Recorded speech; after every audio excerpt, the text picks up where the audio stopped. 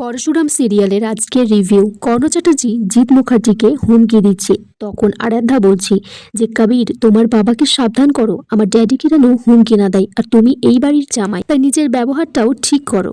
আয়ুষী তখন বলছি যে আমার মুখটা কিছুতে বন্ধ রাখতে পারবে না, নন্দিনীর মুখটা বন্ধ রাখলে। কর্ণ চ্যাটার্জি তখন বলছে যে এই পরিবারকে আমি ধ্বংস করে দেব, শেষ করে দেব।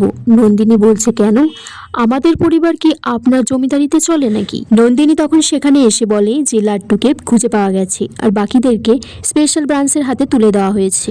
কর্ণ চ্যাটার্জিকে নন্দিনী বলছে যে আর আপনার গেম ওভার হয়ে গেছে। জিৎ মুখার্জি নন্দিনীকে বলে যে ভালোভাবে কথা বলতে, এই পরিবারের তো একটা সম্মান আছে। তখন নন্দিনী বলছে যে কিসের সম্মান, তুমি তোমার একটা জানাশোনা এরকম একটা বদমাইশ ছেলের সাথে নিজের মেয়ের বিয়ে দিয়ে দিয়েছো।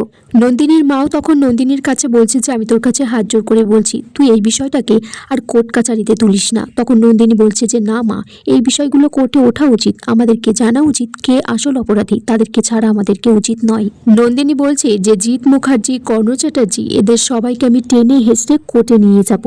তখন কর্ণ চ্যাটার্জি বলছে যে তোমার বাবাকে নিয়ে যাবে না? বলছে নিয়ে যাব তো, সত্যজিৎ মুখার্জিকেও নিয়ে যাব কোর্টে। সেখানে তটিনী এসেছে, এসে বলছে যে মা, এই কেসটা তো কোর্টে উঠবেই, আমি দিদির কাছ থেকে সবটা শুনেছি, আমরা প্রত্যেকটা মুহূর্ত বাঁচার জন্য চেষ্টা করেছি, আর এই মানুষগুলো আমাদেরকে মারার চেষ্টা করেছে, প্রত্যেকটা মুহূর্ত আমরা যন্ত্রণা পেয়েছি। তখন কর্ণ চ্যাটার্জির দিকে তাকিয়ে বলছে যে আপনাদের মতো মানুষদের না ক্ষমা করা যায় না। তটিনী বলছে কিন্তু আমাদের সবার মাথার উপরে রক্ষা করার জন্য একজন আছে, সে হলো পরশুরাম। কর্ণ চ্যাটার্জি তখন তটিনীকে বলছে কে পরশুরাম, তুমি জানো? তখন তটিনী বলছে না আমি জানি না। কর্ণ চ্যাটার্জি বলছে আমি যদি জানি তুমি জানো? কর্ণ চ্যাটার্জি বলছে আমি যদি বলি তুমি চেনো, জানো তাকে? তখন কর্ণ চ্যাটার্জি বলছে যে কমিশনার এজেন্ট বীমা কোম্পানির একজন ছাপোসাপ কমন ম্যান পরশুরাম, সে কেউ নয়, সে হলো শিবপ্রসাদ গাঙ্গুলি, তোমার স্বামী। তটিনী তো শুনে পুরো অবাক হয়ে গেছে, আর আগের সমস্ত ঘটে যাওয়া সেই সন্দেহজনক ঘটনাগুলো সে ভাবছে। তখন প্রাচী প্রার্থনা বলছে যে এটা কি করে সম্ভব, একজন সাধারণ মানুষ যে লুঙ্গি পরে বাজার করে নিয়ে আসে। নন্দিনী তটিনীকে বলছে তুই এইভাবে বাড়িতে যাস না, তুই কথা শুনে যা, তোদের মধ্যে কিন্তু অশান্তি হবে, ভুল বোঝাবুঝি হবে। তখন তটিনী বলছে ভুল বোঝাবুঝি হওয়ার কোনো জায়গায় নেই, ওই রকম একটা মানুষ যে আমার সাথে থাকতো আমি একবারের জন্য বুঝতে পারলাম না, আমি তো সেই মানুষটাকে প্রণাম করব গিয়ে, যে ওই রকম একটা মানুষের স্ত্রী আমি, আমার তো গর্ববোধ হচ্ছে।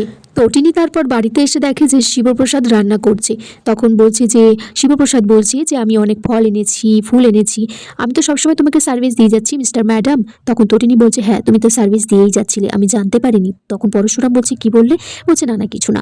তারপর তটিনী পরশুরামের পায়ে প্রণাম করে হাত দিয়ে। তটিনী তারপর একটা সাদা কালারের পাজামার পাঞ্জাবি নিয়ে আসে পরশুরামের জন্য, বলছে তোমাকে নিজে হাতে সাজিয়ে দেবো, আমাদেরকে মন্দিরে যেতে হবে না, তার আগে একজনের বাড়ি নিয়ে যাব। আগামী পর্বে দেখা যায় তটিনী পরশুরামকে তার বাপের বাড়িতে নিয়ে গেছে, সকলের সামনে বলছে এই মানুষটাকে এতদিন সবাই অপমান করেছে কেন, কারণ সে বীমা কোম্পানির এজেন্ট ছিল, কিন্তু আজকে সবাই জানে সে একজন বড় অফিসার পরশুরাম। আজকের পর্ব এখানেই শেষ হয়ে যায়। তোমরা কমেন্টস করে জানিও কেমন লেগেছে আজকের পর্বটা।